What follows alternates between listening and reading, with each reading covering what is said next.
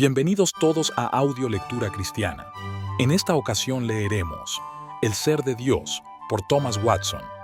¿Alguna vez te has preguntado quién es realmente Dios?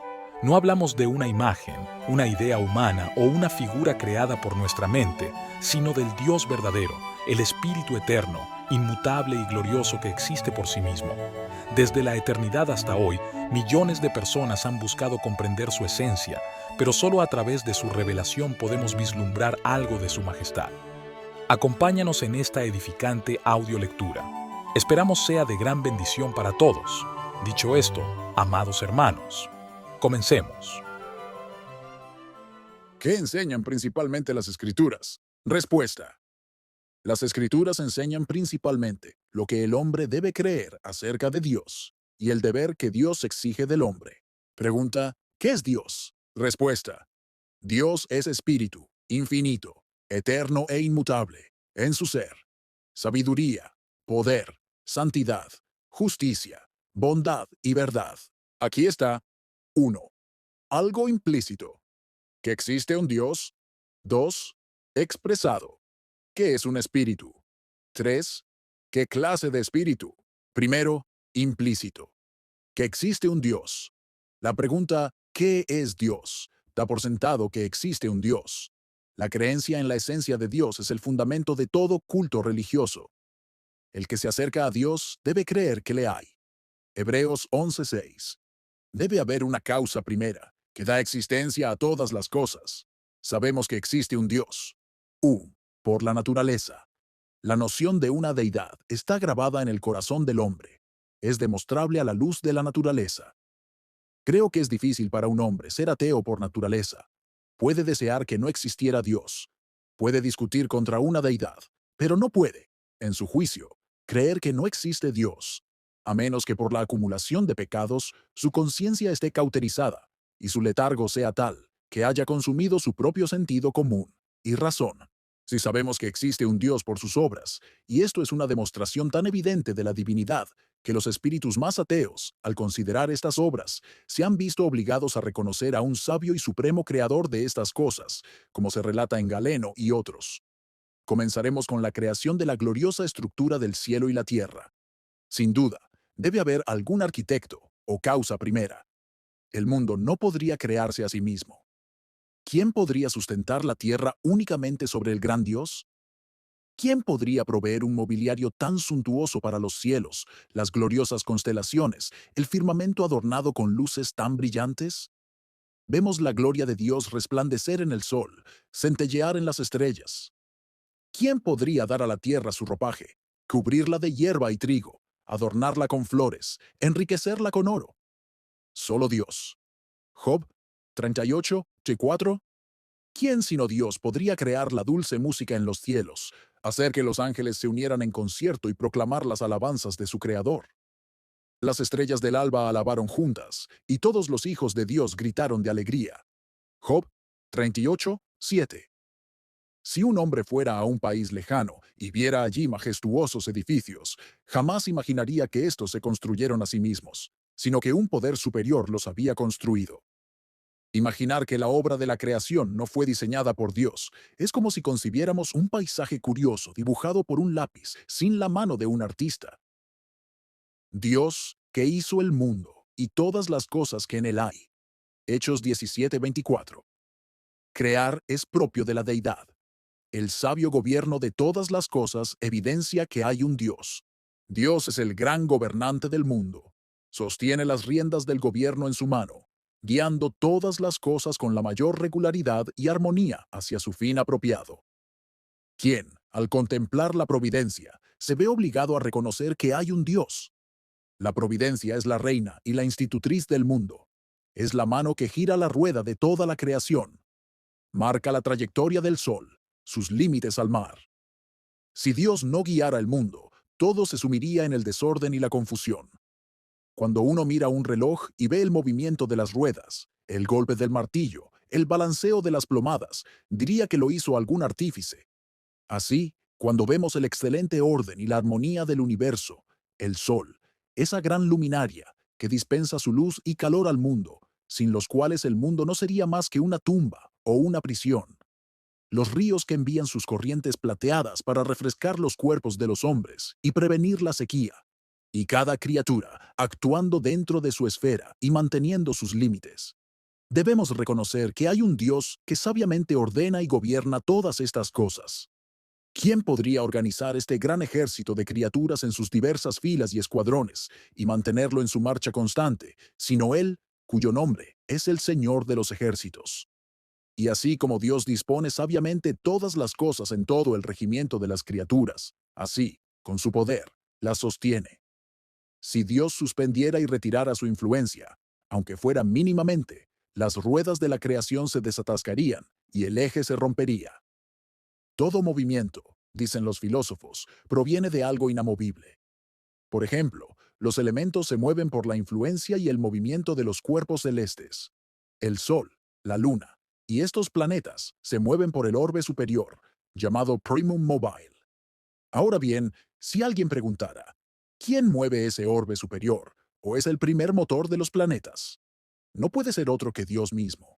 El hombre es un microcosmos o un mundo menor.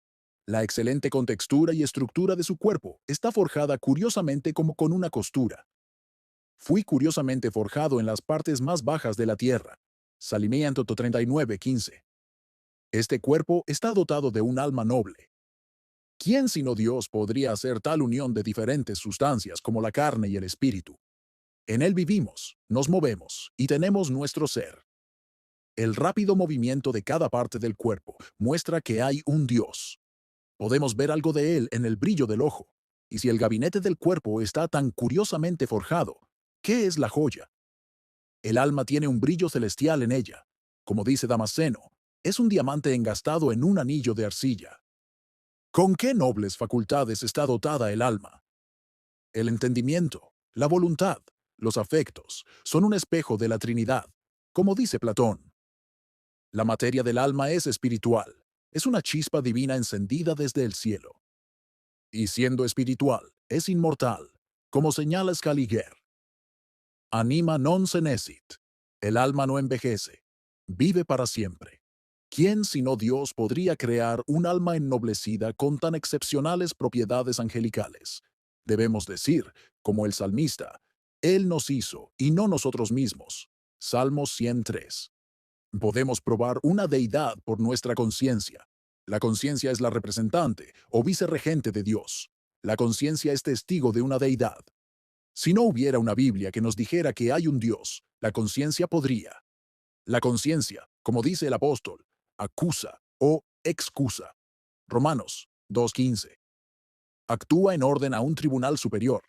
La conciencia natural, al mantenerse libre de pecado grave, excusa. Cuando una persona realiza acciones virtuosas, vive con sobriedad y rectitud, observa la máxima de oro, haciendo a los demás lo que quisiera que le hicieran a él. Entonces, la conciencia aprueba y dice, bien hecho, como una abeja, da miel. La conciencia natural acusa a los malvados. Cuando los hombres van en contra de su luz, sienten el gusano de la conciencia. ¡Eheu! Quis intus Scorpio. ¡Ay! ¿Qué escorpión acecha en nuestro interior? Séneca. La conciencia, al ser objeto de pecado, escupe fuego en el rostro de los hombres, llenándolos de vergüenza y horror. Cuando el pecador ve una escritura en el muro de la conciencia, su semblante cambia.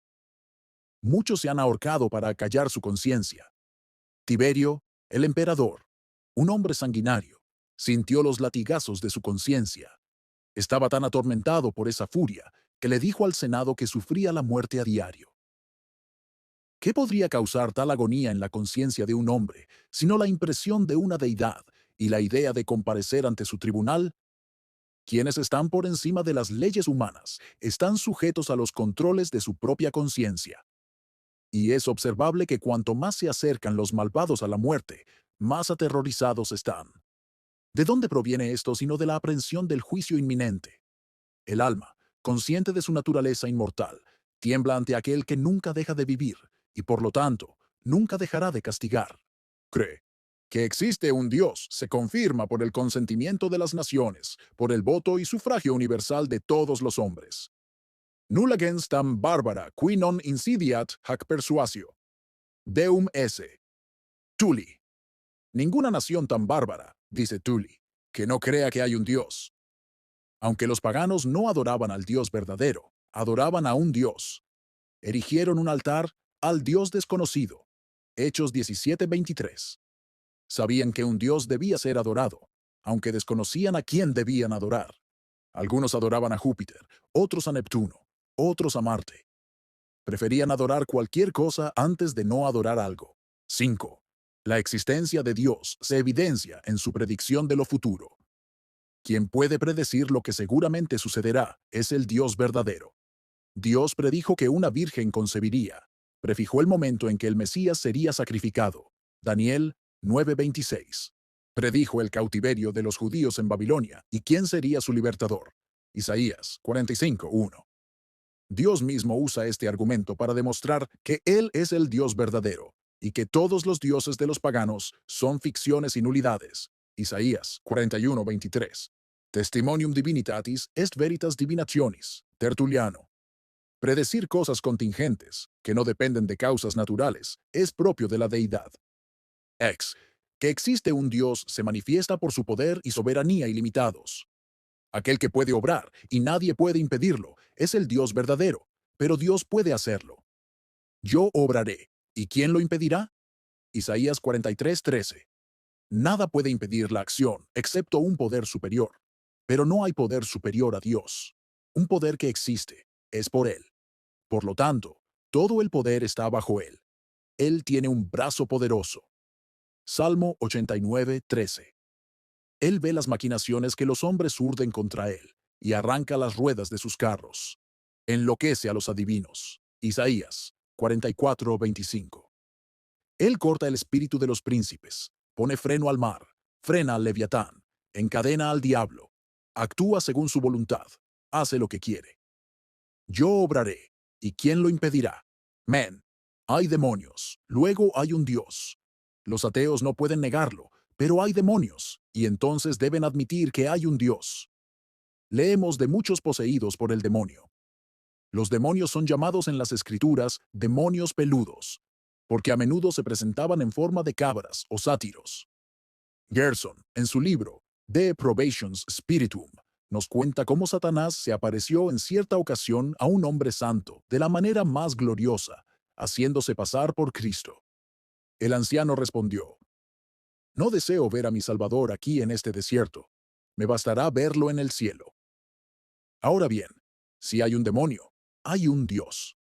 Sócrates, un pagano, al ser acusado a su muerte, confesó que así como creía que existía un malus genius, un espíritu maligno, también creía que existía un espíritu bueno. Usa uno. Ver que hay un Dios reprende a los necios ateos que lo niegan. Epicuro negó la providencia, afirmando que todo sucedió por casualidad. Quien dice que no hay Dios es la criatura más malvada que existe. Es peor que un ladrón, pues nos arrebata nuestros bienes, pero el ateo nos arrebataría a nuestro Dios. Se han llevado a mi Señor. Juan 20:13. Así podemos decir de los ateos: nos arrebatarían a nuestro Dios, en quien depositamos toda nuestra esperanza y consuelo.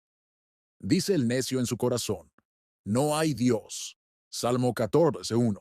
No se atreve a decirlo con la lengua, sino que lo dice en su corazón. Lo desea.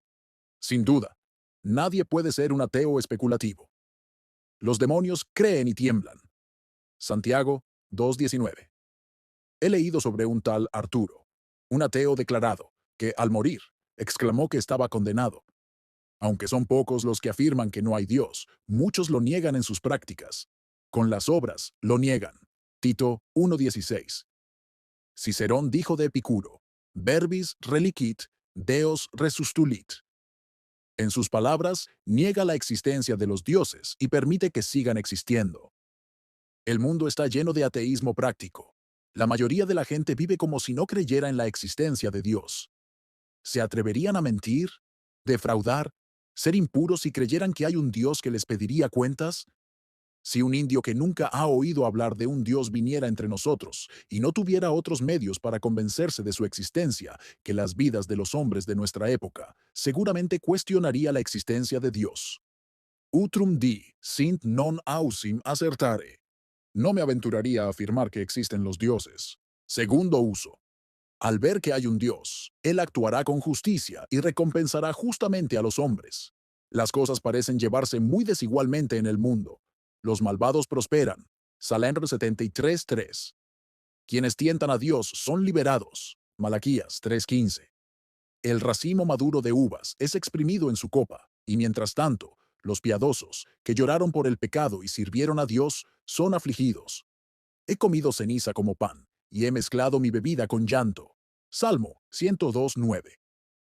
Los hombres malvados disfrutan de todo lo bueno, y los buenos soportan todo lo malo. Pero al ver que hay un Dios, Él actuará con justicia con los hombres. ¿No hará justicia el juez de toda la tierra? Génesis 18:25.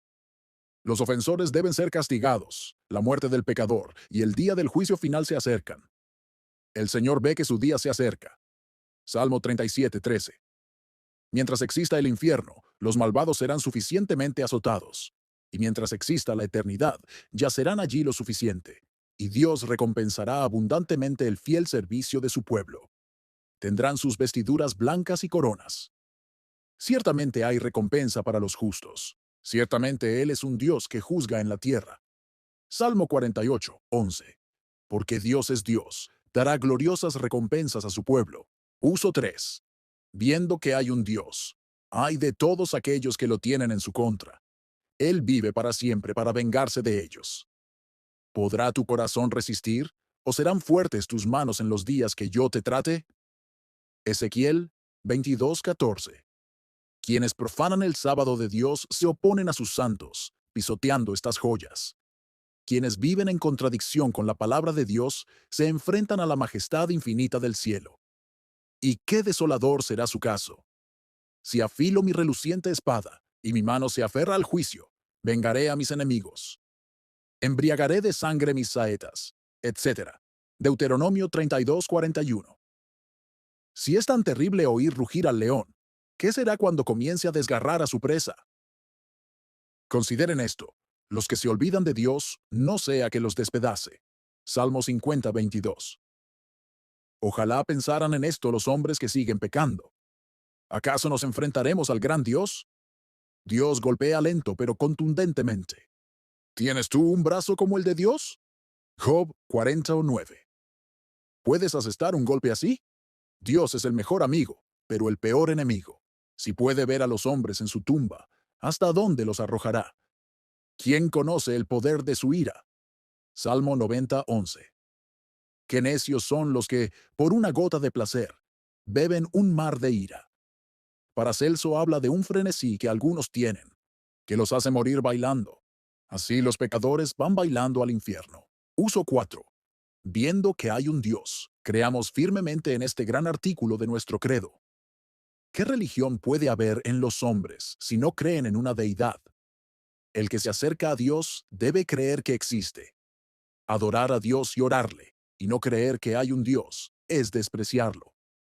Crean que Dios es el único Dios verdadero, un Dios tal como se ha revelado en su palabra. Amador de la justicia y aborrecedor de la maldad. Salmo 45:7. La verdadera creencia en una deidad da vida a todo culto religioso. Cuanto más creemos en la verdad e infinitud de Dios, más santos y angelicales somos en nuestras vidas. Ya sea que estemos solos o en compañía, Dios nos ve. Él escudriña el corazón. Creer en esto nos hará vivir siempre bajo la mirada de Dios. Al Señor he puesto siempre delante de mí.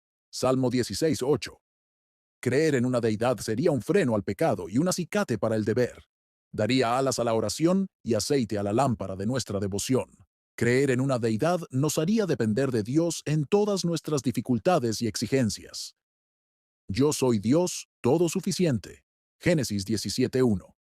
Un Dios que puede suplir todas tus necesidades, disipar todos tus temores, resolver todas tus dudas y vencer todas tus tentaciones. El brazo del poder de Dios es inquebrantable. Él puede tener misericordia de nosotros y, por lo tanto, puede ayudar, sin estar en deuda con la criatura. Si creyéramos que hay un Dios, dependeríamos de su providencia de tal manera que no usaríamos medios indirectos. No caeríamos en el pecado para librarnos de los problemas. ¿No es porque no hay Dios en Israel que vais a consultar a Baal Zebub, Dios de Ecrón? Segunda de Reyes 1:3. Cuando los hombres recurren al pecado, ¿no es porque no creen que existe un Dios o que Él es totalmente suficiente? Uso 5. Viendo que hay un Dios, esforcémonos por interesarnos en Él. Este Dios es nuestro Dios. Salmo 48:14. Desde la caída, hemos perdido la semejanza con Dios y la comunión con Él. Esforcémonos por recuperar este interés perdido y pronunciemos este shibolet. Mi Dios. Salmo 43:5. Es de poco consuelo saber que hay un Dios, a menos que sea nuestro. Dios se ofrece para ser nuestro Dios. Yo seré su Dios. Jeremías 31:33. Y la fe se aferra a la oferta, se apropia de Dios y nos entrega todo lo que hay en Él para que sea nuestro. Su sabiduría para enseñarnos, su santidad para santificarnos, su espíritu para consolarnos, su misericordia para salvarnos. Poder decir, Dios es mío, es más que poseer todas las minas de oro y plata. Sexto uso. Viendo que hay un Dios, sirvámosle y adorémosle como Dios. Romanos 1:21 acusa a algunos. No le glorificaron como a Dios. Orémosle como a Dios. Oremos con fervor. La oración eficaz puede mucho. Santiago 5:16. Esto es tanto el fuego como el incienso. Sin fervor no es oración. Amémosle como a Dios. Amarás al Señor tu Dios con todo tu corazón. Deuteronomio 6:5. Amarle con todo el corazón es darle prioridad en nuestro amor, dejarle disfrutar de nuestros afectos, amarle no solo con aprecio, sino intensamente, tanto como podamos. Así como los rayos del sol unidos en un cristal ardiente arden con más intensidad, así todos nuestros afectos deben estar unidos para que nuestro amor a Dios sea más ardiente. Obedezcámosle como a Dios. Todas las criaturas le obedecen. Las estrellas luchan sus batallas. El viento y el mar le obedecen. Marcos 4:41. Mucho más debería hacerlo el hombre, a quien Dios ha dotado del principio de la razón. Él es Dios y tiene soberanía sobre nosotros. Por lo tanto, así como recibimos vida de Él, también debemos recibir una ley suya y someternos a su voluntad en todo. Esto es, besarlo con un beso de lealtad y glorificarlo como Dios. Punto 2. Lo expresado. Dios es espíritu. Juan 4:24. Dios es esencia espiritualísima. Sanctius. ¿Qué quieres decir cuando dices que Dios es espíritu? Por espíritu me refiero a que Dios es una sustancia inmaterial, de esencia pura, sutil y sin mezcla, no compuesta de cuerpo y alma, sin extensión de partes. El cuerpo es una sustancia líquida. Cuanto más espiritual es la esencia de Dios, más noble y excelente es. Los espíritus son la parte más refinada del vino. ¿En qué se diferencia Dios de los demás espíritus? Los ángeles son espíritus. Debemos distinguir entre ellos. Los ángeles son creados. Dios es un espíritu increado. Los ángeles son finitos y susceptibles de ser aniquilados. El mismo poder que los creó puede reducirlos a su nada original. Pero Dios es un espíritu infinito. Los ángeles son espíritus confinados. No pueden estar en un mismo lugar, sino en un lugar. Pero Dios es un espíritu inmenso y está en todos los lugares a la vez.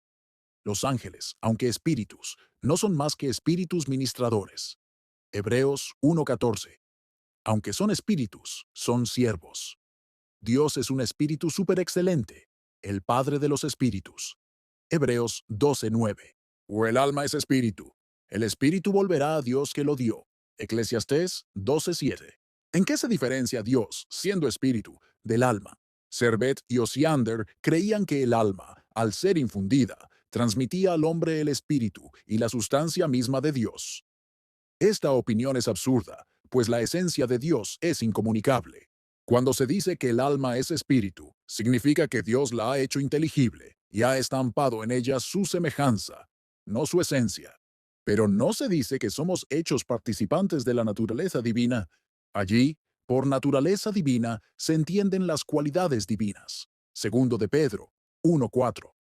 Somos hechos partícipes de la naturaleza divina, no por identidad o unión con la esencia divina, sino por una transformación a la semejanza divina. Así, se ve cómo Dios se diferencia de otros espíritus, ángeles y almas humanas. Él es un espíritu de excelencia trascendente, el Padre de los espíritus. Contra esto, Vorstius y los antropomorfitas objetan que en la escritura se le da a Dios una forma y figura humana. Se dice que tiene ojos y manos. Es contrario a la naturaleza de un espíritu tener una sustancia corpórea. Palpad y vedme, porque un espíritu no tiene carne ni huesos, como veis que yo tengo. Lucas 24:39. Los miembros corporales se atribuyen a Dios, no propiamente, sino metafóricamente, y en un sentido prestado. Por la diestra del Señor se entiende su poder. Por los ojos del Señor se entiende su sabiduría. Ahora bien, que Dios es espíritu, y no es capaz de forma o sustancia corpórea. Es claro, pues un cuerpo es visible, pero Dios es invisible. Por lo tanto, es espíritu, a quien ningún hombre ha visto ni puede ver. Primera de Timoteo 6:16. No con el ojo de los sentidos. Un cuerpo es terminado. Puede estar solo en un lugar a la vez, pero Dios está en todas partes, en todos los lugares a la vez. Por lo tanto, es espíritu. Salmos 139:7, 8. El centro de Dios está en todas partes y su circunferencia en ninguna. Un cuerpo, al estar compuesto de partes integrales, puede disolverse. Lo que es kiki divisibile es corruptible, pero la deidad no puede disolverse. No puede tener fin, de quien todas las cosas tienen su origen. De modo que queda claro que Dios es espíritu, lo cual aumenta la perfección de su naturaleza. Usa uno. Si Dios es espíritu, entonces es impasible. No puede ser herido. Los hombres malvados alzan sus banderas y dirigen sus fuerzas contra Dios. Se dice que luchan contra Dios. Hechos 5:39. Pero ¿de qué servirá esta lucha? ¿Qué daño pueden hacerle a la deidad? Dios es espíritu, y por lo tanto, no puede recibir ninguna impresión dañina. Los hombres malvados pueden imaginar el mal contra el Señor. ¿Qué imagináis contra el Señor? Nahum 1:9. Pero Dios, siendo espíritu, es impenetrable. Los malvados pueden eclipsar su gloria, pero no pueden tocar su esencia. Dios puede herir a sus enemigos, pero ellos no pueden herirlo a él. Juliano podría alzar su daga al aire contra el cielo, pero no podría tocar a la deidad. Dios es espíritu, invisible. ¿Cómo pueden los malvados con todas sus fuerzas herirlo si no pueden verlo? Por lo tanto, todos los intentos de los malvados contra Dios son necios y fracasan. Los reyes de la tierra se alzan contra el Señor y contra su ungido. El que mora en los cielos se reirá. Salmo 2:4. Él es un espíritu. Puede herirlos, pero ellos no pueden tocarlo. Segundo uso. Si Dios es espíritu, esto demuestra la insensatez de los papistas, quienes lo adoran mediante imágenes. Como espíritu, no podemos crear ninguna imagen que lo represente. El Señor os habló de en medio del fuego. Oísteis la voz de sus palabras, pero no visteis figura alguna. Deuteronomio 4:12. Dios, siendo espíritu, es imperceptible, indiscernible. ¿Cómo entonces podría hacérsele semejanza? ¿A quién pues haréis semejante a Dios o qué imagen le compararéis? Isaías 40:18.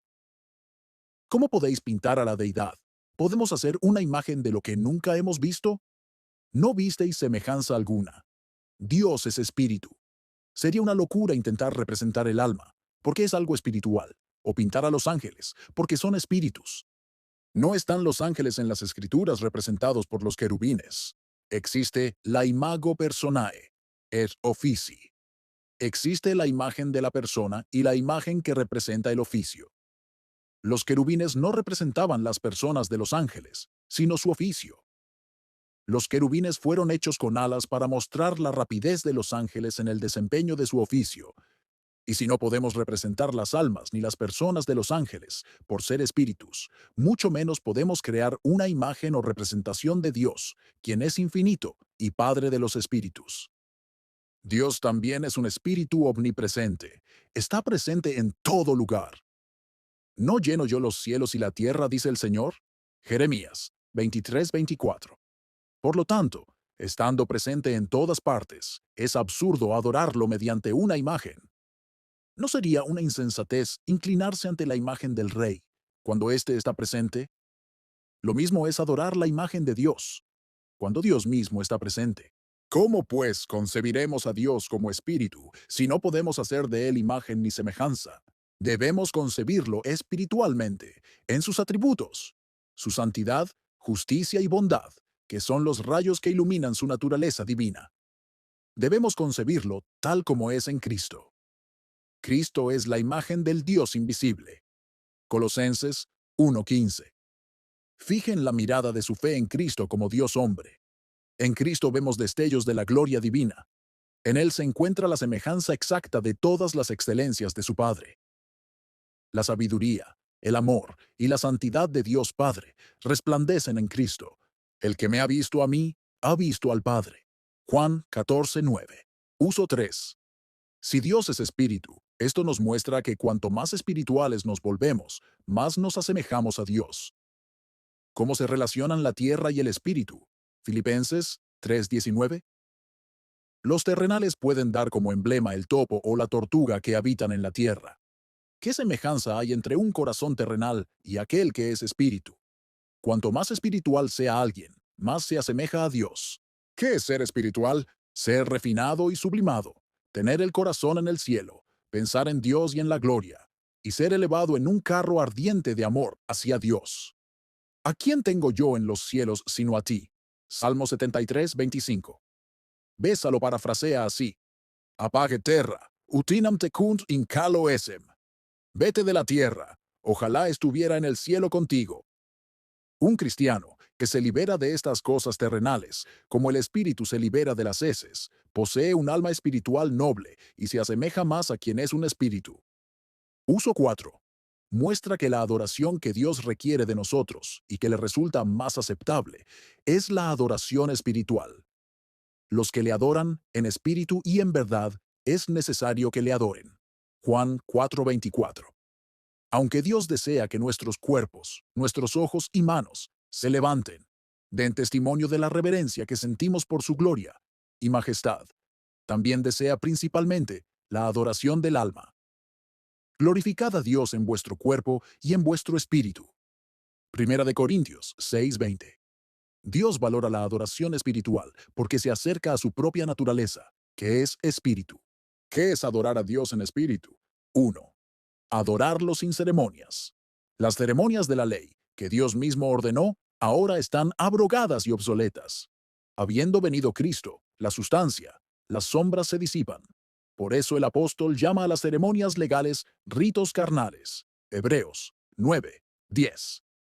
Si no podemos usar las ceremonias judías que Dios una vez ordenó, entonces no podemos usar las que nunca ordenó. 2. Adorar a Dios en espíritu es adorarlo con fe en la sangre del Mesías. Hebreos 10:19. Adorarlo con el máximo celo e intensidad de alma. Nuestras 12 tribus sirviendo a Dios día y noche. Hechos 26:7. Con intensidad de espíritu. No solo constante, sino instantáneamente. Esto es adorar a Dios en espíritu. Cuanto más espiritual sea cualquier servicio, más se acerca a Dios, quien es espíritu, y más excelente es. La parte espiritual del deber es la grosura del sacrificio. Es el alma y la quinta esencia de la religión. Los licores más ricos están hechos de licores, y los mejores deberes son los de naturaleza espiritual. Dios es espíritu, y será adorado en espíritu. No es la pompa de la adoración, sino la pureza, lo que Dios acepta. El arrepentimiento no consiste en las severidades externas que se usan para el cuerpo, como la penitencia, el ayuno y el castigo corporal, sino que consiste en el sacrificio de un corazón quebrantado. La acción de gracias no reside en la música de la iglesia, la melodía de un órgano, sino en cantar melodía en el corazón para el Señor. Efesios 5:9. La oración no consiste en afinar la voz para una confesión sin corazón, ni en rezar unas cuantas cuentas, sino en suspiros y gemidos. Romanos 8:26. Cuando el fuego del fervor se une al incienso de la oración, asciende como un dulce aroma. La verdadera agua bendita no es la que rocía el Papa, sino la que se destila del ojo penitente. La adoración espiritual agrada más a ese Dios que es espíritu. El Padre busca a tales que le adoren. Juan 4:23. Para mostrar la gran aceptación de los tales y cómo Dios se deleita con la adoración espiritual. Este es el manjar sabroso que Dios ama. ¿Cuán poco se preocupan por esto? Le dan más heces que espíritu. Creen que les basta con sus deberes, pero no con sus corazones, lo cual hace que Dios renuncie a los mismos servicios que Él mismo designó. Isaías 1:12. Es 33:31. Demos pues a Dios la adoración espiritual, que mejor se adapta a su naturaleza. Un elixir soberano lleno de virtud puede administrarse en unas pocas gotas. Así, una breve oración, si es con el corazón y el espíritu, puede tener mucha virtud y eficacia. El publicano solo hizo una breve oración. Dios, sé propicio a mí, pecador. Lucas 18:13. Pero estaba llena de vida y espíritu. Provenía del corazón. Por lo tanto, fue aceptada. Uso 5. Oremos a Dios para que, como Él es espíritu, nos dé de su espíritu. La esencia de Dios es incomunicable, pero no así sus movimientos, su presencia y su influencia. Cuando el sol brilla en una habitación, no está presente el cuerpo del sol, sino su luz, su calor y su influencia. Dios ha hecho una promesa de su espíritu. Pondré mi espíritu dentro de vosotros. Ezequiel 36:27. Convirtamos las promesas en oraciones. Oh Señor, tú que eres espíritu, dame de tu espíritu. Yo, carne, imploro tu espíritu iluminador, santificador y vivificador. Melanchthon oró. Señor, inflama mi alma con tu Espíritu Santo. Cuán necesario es su espíritu. Sin él no podemos cumplir con ningún deber con entusiasmo. Cuando este viento sopla en nuestras velas, avanzamos velozmente hacia el cielo. Oremos, pues, para que Dios nos dé del residuo de su espíritu, para que podamos movernos con más vigor en la esfera de la religión. Malaquías 2:15. Sexto uso. Como Dios es espíritu, las recompensas que nos da son espirituales, así como las principales bendiciones que nos da en esta vida son espirituales. Efesios 1:3. No oro ni plata, así como nos da a Cristo su amor, nos llena de gracia. Así también las principales recompensas que nos da después de esta vida son espirituales. Una corona incorruptible de gloria. Primera de Pedro 5:4. Las coronas terrenales se desvanecen, pero la corona del creyente, al ser espiritual, es inmortal, una corona incorruptible. Es imposible, dice José Scaliger, que lo espiritual esté sujeto a cambio o corrupción. Esto puede consolar al cristiano en todas sus labores y sufrimientos. Se entrega por Dios y recibe poca o ninguna recompensa aquí. Pero recuerda que Dios, que es espíritu, dará recompensas espirituales. La visión de su rostro en el cielo, vestiduras blancas y un peso de gloria. No te canses, pues, del servicio a Dios. Piensa en la recompensa espiritual. Una corona incorruptible de gloria. Punto 3. ¿Qué clase de espíritu es Dios? Él es infinito. Todos los seres creados son finitos. Aunque la palabra infinito se puede aplicar a todos los atributos de Dios, Él es infinitamente misericordioso, infinitamente sabio, infinitamente santo. Si tomamos la infinitud, implica la omnipresencia de Dios. La palabra griega para infinito significa sin límites ni fronteras. Dios no está confinado a ningún lugar, es infinito y por lo tanto está presente en todos los lugares a la vez. Su centro está en todas partes, divina essentia nusquam, inclusa aut exclitsa. En ningún lugar está confinado ni excluido el ser de Dios. Agustín. He aquí que los cielos y los cielos de los cielos no te pueden contener. Primera de Reyes 8:27. Los turcos construyen sus templos abiertos en la parte superior para mostrar que Dios no puede ser confinado a ellos, sino que está en todos los lugares por su presencia. La esencia de Dios no se limita ni a las regiones superiores ni al globo terrestre, sino que está en todas partes. Como dicen los filósofos del alma, es tota in tota, et tota in qualibet parte. El alma está en cada parte del cuerpo, en el ojo, el corazón, el pie. Así podemos decir de Dios, Él es ubique, su esencia está en todas partes. Su circuito está en el cielo, la tierra y el mar, y está en todos los lugares de su circuito a la vez. Esto será infinito. Dios, quien lo limita todo, es Él mismo ilimitado. Él pone límites al mar. Hueusque. Hasta aquí llegarás y no más allá. Él pone límites a los ángeles. Ellos, como los querubines, se mueven y permanecen a su disposición. Ezequiel 10:16. pero Él es infinito, ilimitado.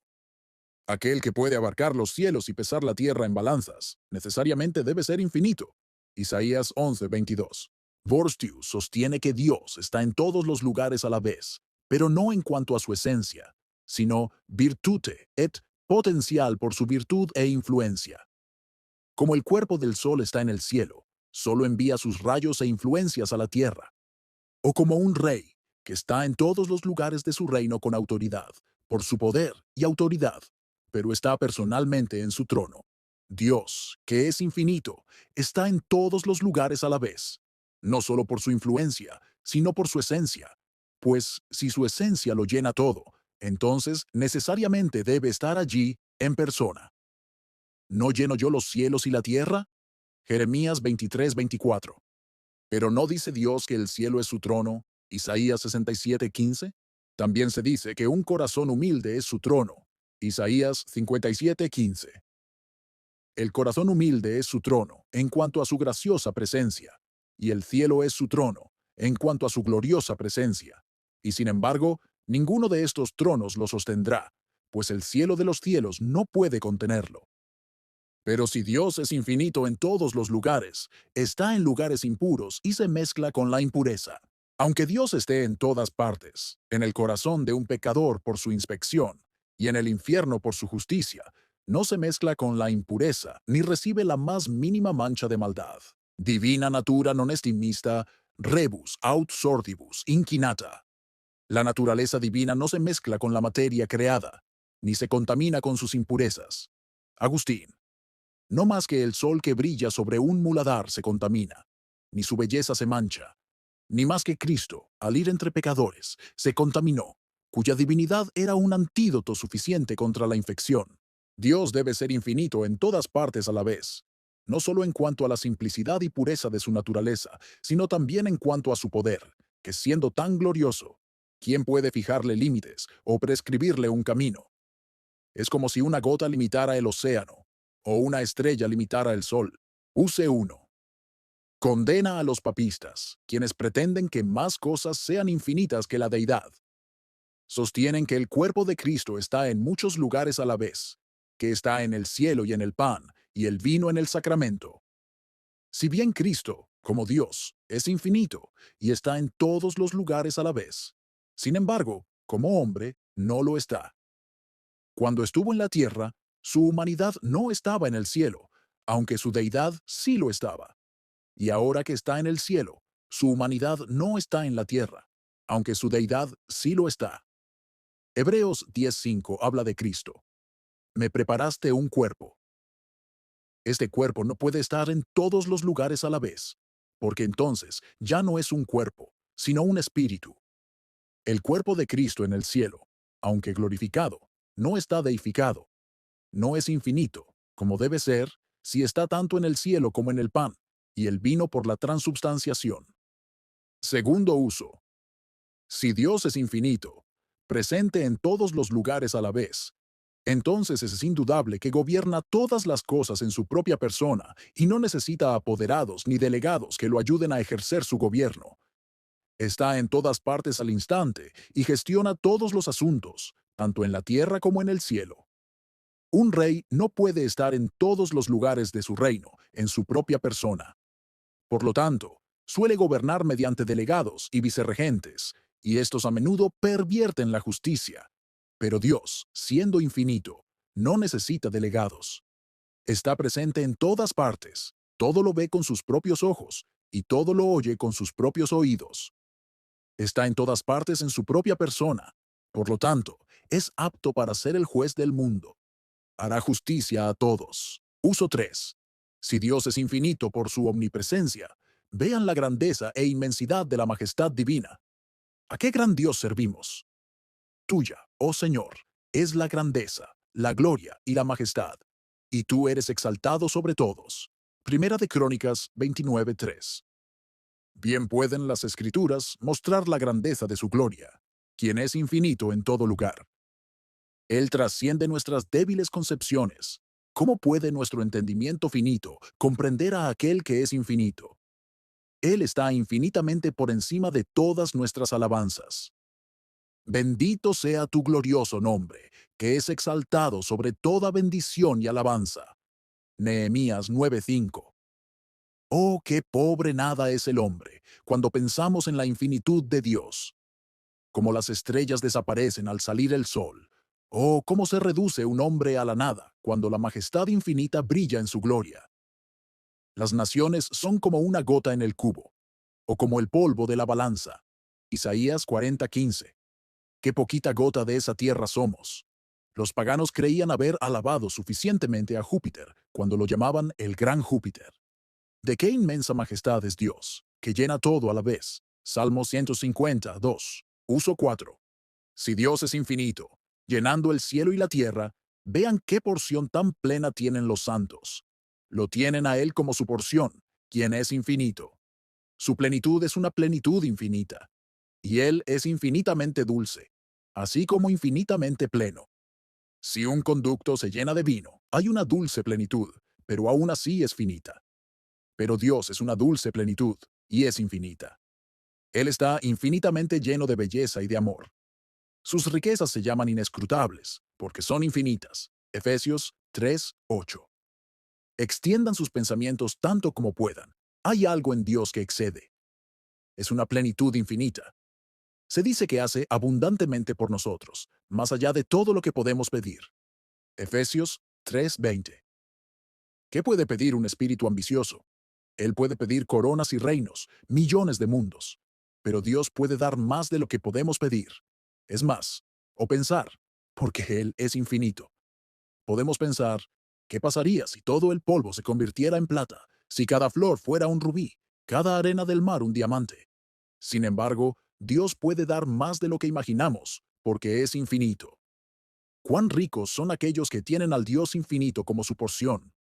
Bien pudo decir David, el Señor es la porción de mi herencia. Me han caído las cuerdas en lugares deleitosos, y tengo una buena herencia. Salmo 16:5-6. Podemos ir como la abeja de flor en flor, pero nunca tendremos plena satisfacción hasta que lleguemos al Dios infinito. Jacob dijo, tengo suficiente.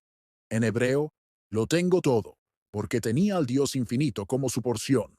Génesis 33:11. Siendo Dios una plenitud infinita, no hay temor de escasez para ninguno de los herederos del cielo. Aunque haya millones de santos y ángeles que compartan las riquezas de Dios, Él tiene suficiente para todos, porque es infinito. Aunque 1000 hombres contemplen el sol, hay luz suficiente para todos. Por mucho que se pongan muchos cubos en el mar, hay agua suficiente para llenarlos. Aunque una innumerable compañía de santos y ángeles deba ser llenada con la plenitud de Dios, Dios, siendo infinito, tiene suficiente para satisfacerlos. Dios tiene tierra suficiente para dar a todos sus herederos. Nada puede faltar en lo infinito. Uso 5. Si Dios es infinito, lo llena todo, está presente en todas partes. Esto es triste para los malvados. Dios es su enemigo, y no pueden escapar de él ni huir de él, porque está presente en todas partes. Nunca están fuera de su vista, ni fuera de su alcance.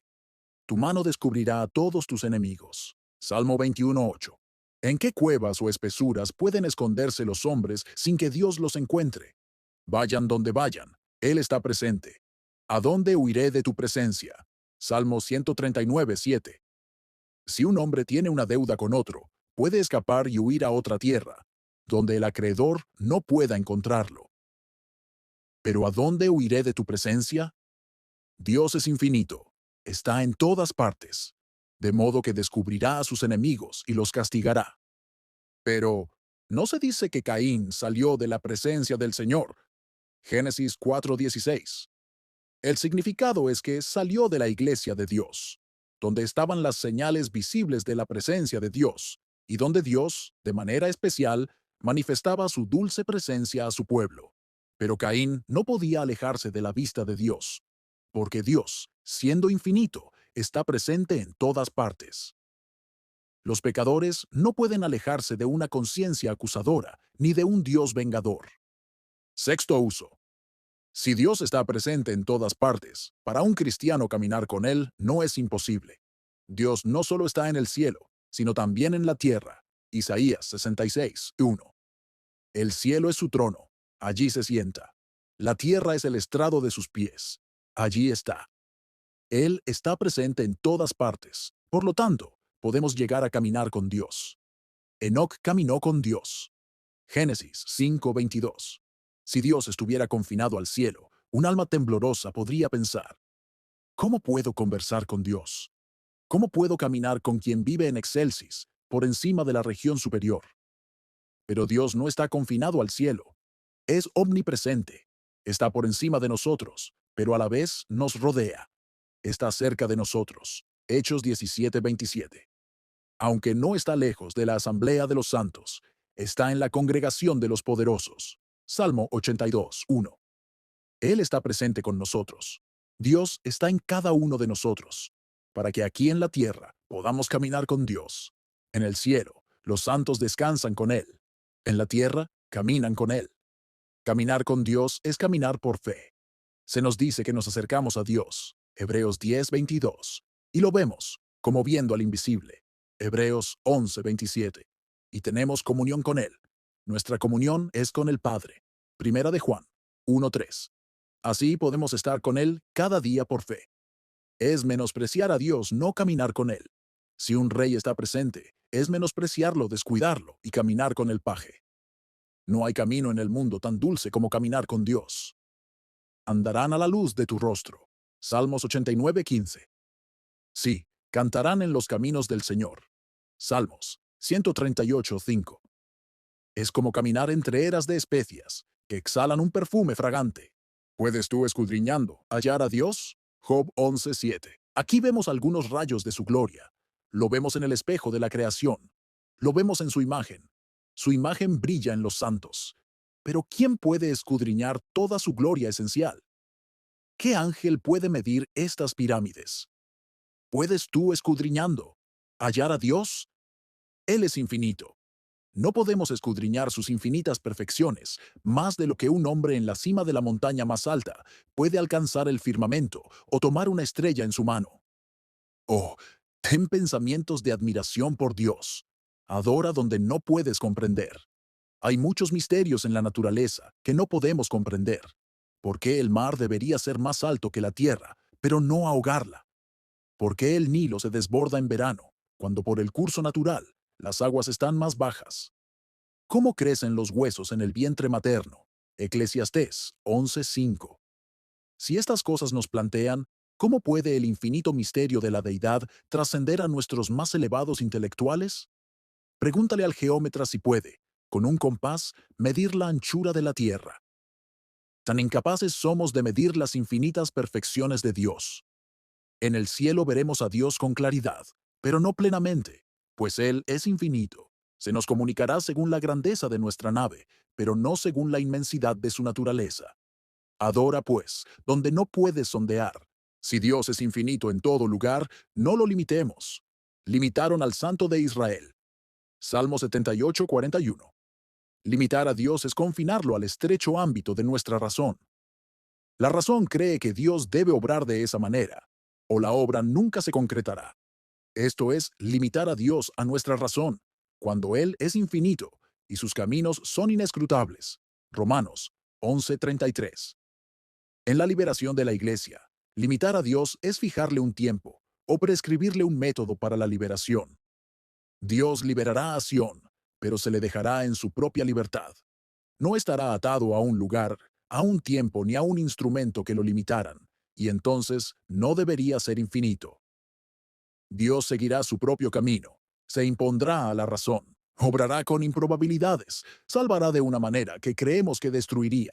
Ahora actúa como Él mismo, como un Dios infinito y obrador de milagros.